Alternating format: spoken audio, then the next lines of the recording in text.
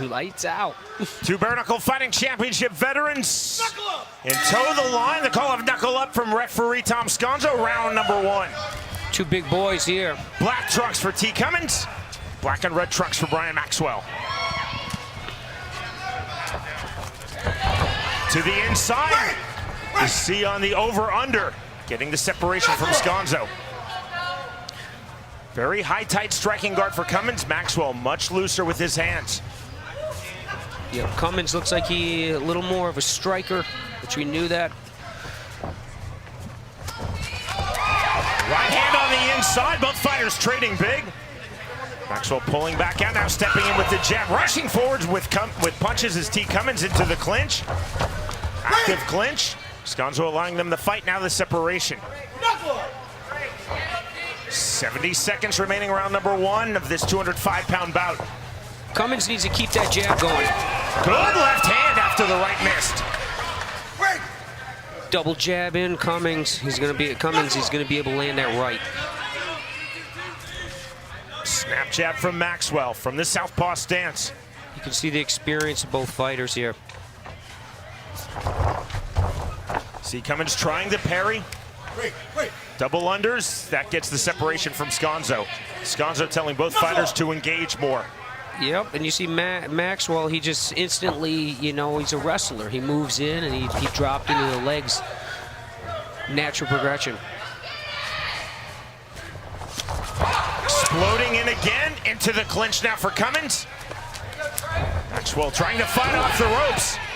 Again, you see the active clinch, that's why we continue, hands are free. Closing stages, round number 1. Good professional turn by Maxwell, that was slick. Strong opening round for both fighters. Good pace. Good left hand, Jesse. And you are with us worldwide for the debut of Toe the Line Fight Series, Toe the Line 1. Presented tonight by Legacy Promotions, round number 2. Slow, steady jab by Maxwell. Cummins, you can see, loading up that right hand. Cummins missing with the jab. Slight swelling under the right eye of T. Cummins. Maxwell trying to throw that left to the body from the southpaw stance. Getting the explosion in and the tie-up by Cummins. Yep, you see pace slowed a little bit, but strength of the punches looked like it picked it up a few notches here. Quick separation by Sconzo.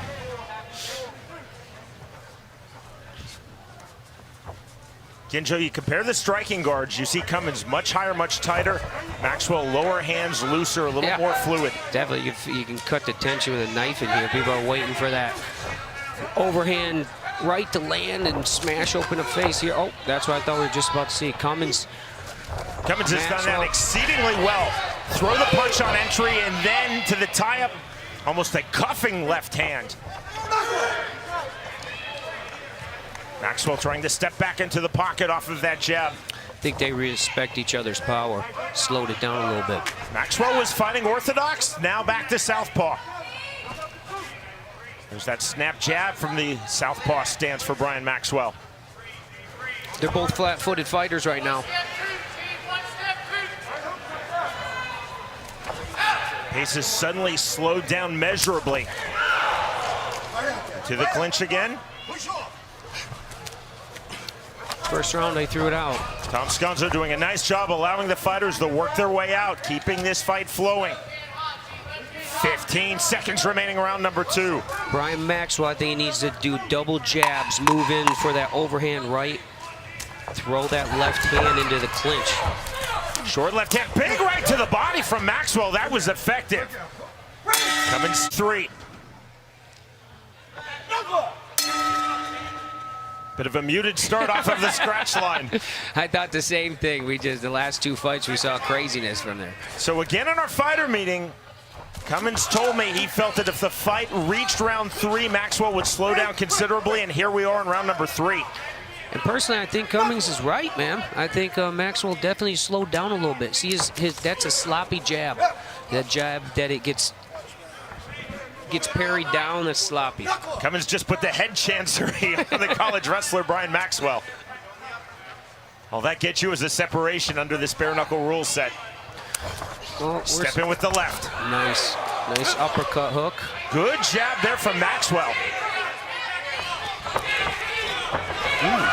That's a push down and ruled a slip. Correctly so by Tom Sconzo.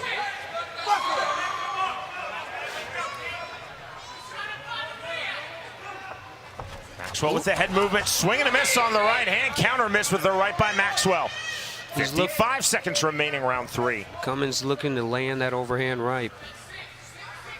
Very slight swelling now under the left eye of Cummins. Cummins moving backwards, trying to draw his opponent in. Neither fighter has taken a massive shot, at least not to this point, Joe.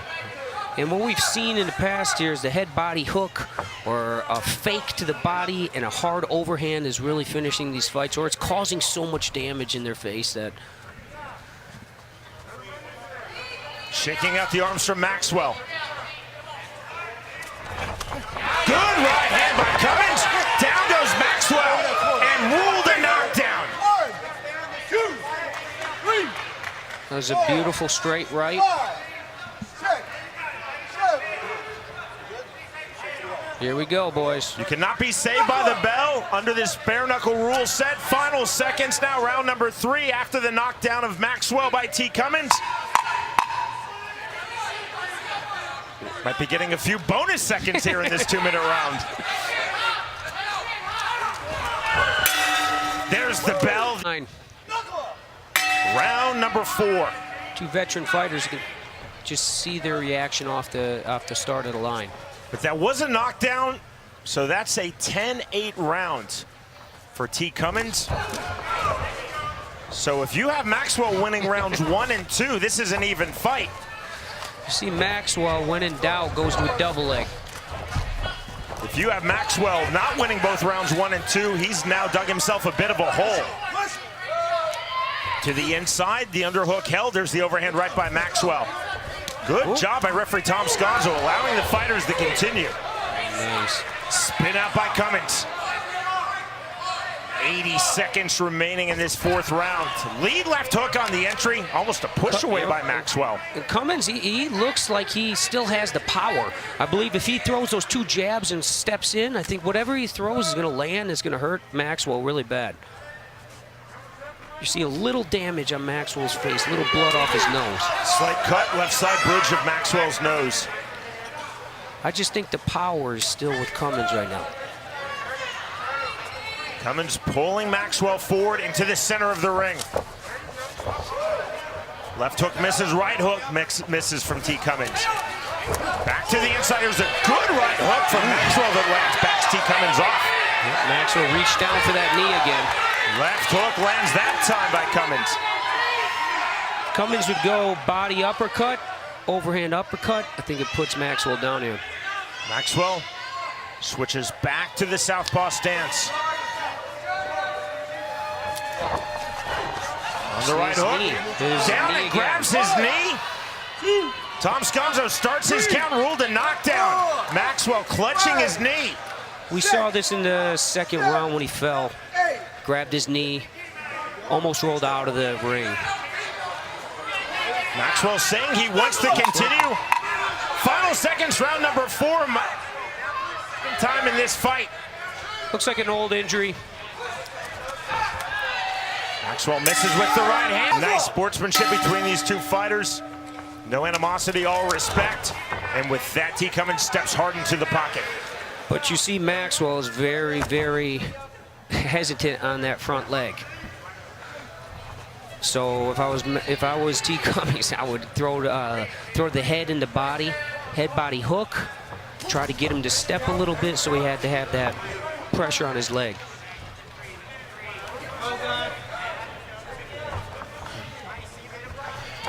Yep. Stepping in again with the right hand. Maxwell lands with the left on the exit.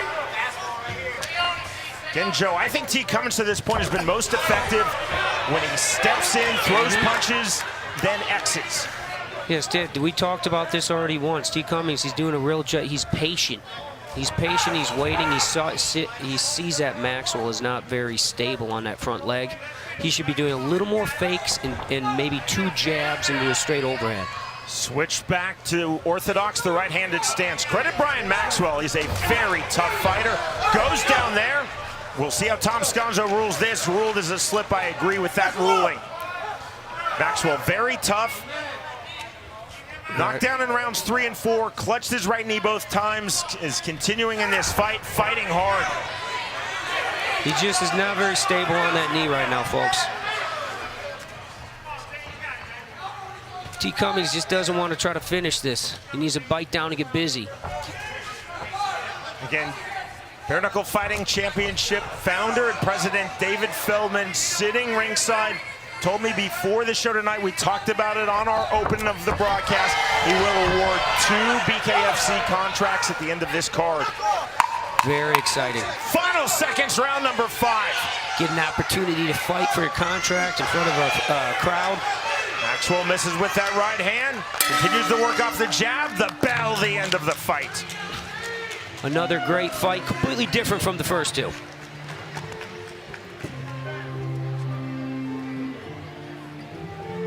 I've seen some odd judging decisions, but I think this will be straightforward again. Yeah. Cummins, in all likelihood, 10-8, rounds 3 and 4. Agreed. Knockdowns under this still evolving bare-knuckle fighting judging criteria. Not definitive.